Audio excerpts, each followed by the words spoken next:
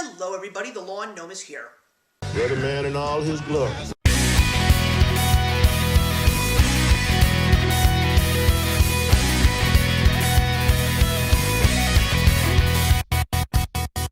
So, recording this video on the 4th of July weekend, I am proud to say that I am coming to you today with a brand new film review for you.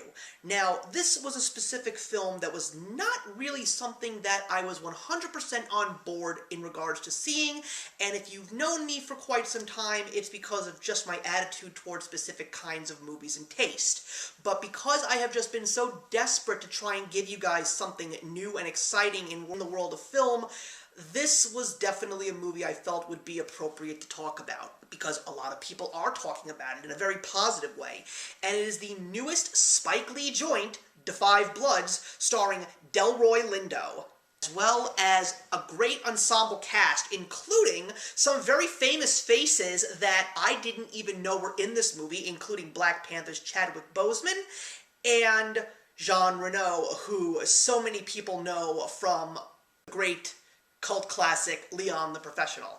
So I definitely will say that when it comes to filmmakers, Spike Lee is definitely one that loves to make a statement.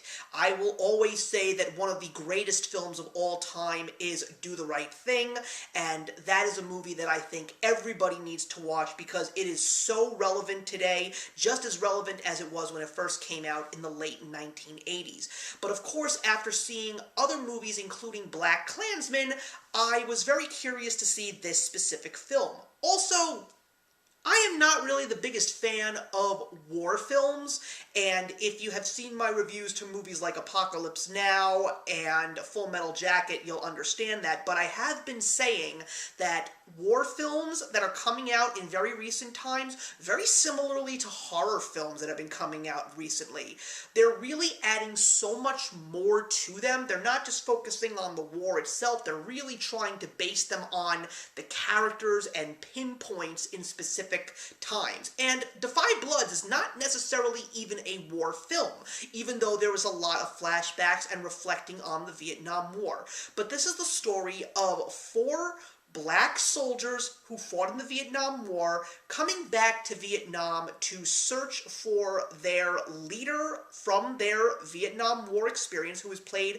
by Chadwick Boseman. His name was Norman, and they wanted to get his remains and bring them back to the United States, but as well as find some gold that they hid that was actually found by them because of their mission to recover a downed CIA plane to work with negotiations with the Viet Cong, and that was how they actually did acquire the gold. So we see the 4 remaining troops who are Paul, Mel, Otis, and Eddie. They get back together after not seeing each other for a very long time and are reflecting and also really taking a look at what Vietnam has become since they first set foot there. Some of them actually go on their own paths to try and close certain gaps in their past that they believed needed some serious closure. And I think that that was one of the most positive things about this film. The fact that we really got to see these 4 individuals and really see them battling their own inner demons. And even though I feel that we got a little bit more from some and not from the others, it was still a very interesting look into their attitude on politics, their attitudes on the war and what it did to them, the whole take on PTSD, which I think was a very positive thing to add to this film. And also, just seeing these characters grow throughout this film and see how their bonds of friendship are tested, as well as their own minds being tested. Clearly, the big talking point in regards to this film is the performance from Delroy Lindo. Now, he is an actor that I know. I have seen him in a lot of films. My favorite film that I recall him being in was Get Shorty with John Travolta, but we never really saw him really get somewhat of a leading actor role. And the buzz about Da 5 Bloods is Delroy Lindo's performance, and how people say that this is really an incredible Oscar-worthy performance of his. And to be honest, I wholeheartedly agree. I thought that his character, Paul, was such an engaging and mysterious character. The fact that we really see what's going on in his mind, and we really see some of the things that he had done to himself and to his family because of the experiences that he had in the war, but most importantly, this one big demon that is hanging over his head throughout the entire film, and we're still trying to guess what it is until we get to the end of the film, and once that is lifted off of his shoulders, you see a whole new person. But my goodness, it is such a powerful and moving performance. I will also say that one of the highlights of this film, without a doubt, is the score by Terence Blanchard, but also the fact that Spike Lee got the ability to use some songs from the legendary singer Marvin Gaye. I mean, when we get the beginning of this film and we actually hear my favorite Marvin Gaye song, Inner City Blues, and we take a look at what had been going on in America as the war was taking place, and how people were trying to understand, whether it was people on the outside looking in or even people who were fighting the war themselves, the inequalities of the black community, even as soldiers, not being seen as equals amongst their white counterparts. It was definitely a very moving thing to see. And even more interesting is when they are even asked by people in Vietnam, why are you fighting for a country that hates you? Also, something that really makes you think, especially during the times of unrest in our country. And if there's one thing else that I can say that's very positive about Spike Lee, is not just the fact that he knows how to make noise, he always knows how to use his voice at the most appropriate times, and I think that that's what makes him a legendary filmmaker. And quite frankly, I feel that he is going to get a lot of positive accolades in the upcoming Oscars whenever they actually happen. Quite frankly, I feel that he could get nominated and possibly win for Best Director, definitely in the writing category. And again, I'd love to see Delroy Lindo, if anything, get nominated, but I really feel he might take home an Oscar in 2021.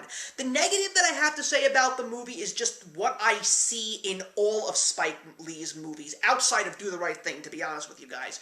He's very, very long-winded. He just knows that he has to make a statement, but it just drags. A lot of his movies, as great as they are, you can definitely feel in Da 5 Bloods the 2.5 hours of this film. As powerful as they are, they do tend to drag a little bit, and there are just some points during the film where you do get a little bit bored, but overall, the story is extremely interesting and very engaging, and as someone who is not really a fan of war films, especially considering that the Vietnam War is a war that has always interested me, but in regards to films that depict the Vietnam War, I never truly saw one that really was a film that I loved, even though I know there are still some more films that I do need to see, like Born on the 4th of July, as well as The Deer Hunter. I still had yet to find one that truly did satisfy me. But Da 5 Bloods is a great film, everybody. I highly recommend it. It's a beautiful piece. It's beautifully acted. It's very atmospheric, and it really gives you an amazing perspective of veterans. And I feel that if you need to see something new, especially in the times that we're in right now, whether you are protesting or whether you want to show pride for your country, Da 5 Bloods is truly the one for you. It is not necessarily a movie that I would want to see again on a constant basis, but it is a movie that I would have no hesitations to see again if the opportunity came along. But it's not necessarily a movie that I'm going to own in my DVD or Blu-ray collection, just because of the fact that I just don't have the massive rewatchability. There are very few war films that actually do have that for me. And quite frankly, I don't even know if this movie will even make it to Blu-ray or DVD because I'm still waiting for The Irishman. You want to talk about a movie that's very long-winded? That's another one. But this is a great movie, everybody. Definitely one of the best of 2020, even though there aren't that many 2020 movies. But I still feel that if we did not lose the 2020 year of movies, this would actually still be one of those that I would remember throughout the entire year. So I'm going to be giving Da 5 Bloods a 3.5 stars out of 4. Thank you very much for watching, everybody. Please leave your comments in the box below, and let's discuss Da 5 Bloods, and I will see you in the next one. We came all this way, but now comes the day to bid you farewell. Hey, thank you so much for stopping by my channel today. If you're new here and want to see more of what my channel has to offer, please click on the link to my last video, or hit that subscribe button to be kept up to date with all of my uploads. Content of all sorts is posted here quite often, so trust me, you do not want to fall behind. I will see you in the comments, and actions speak louder than words.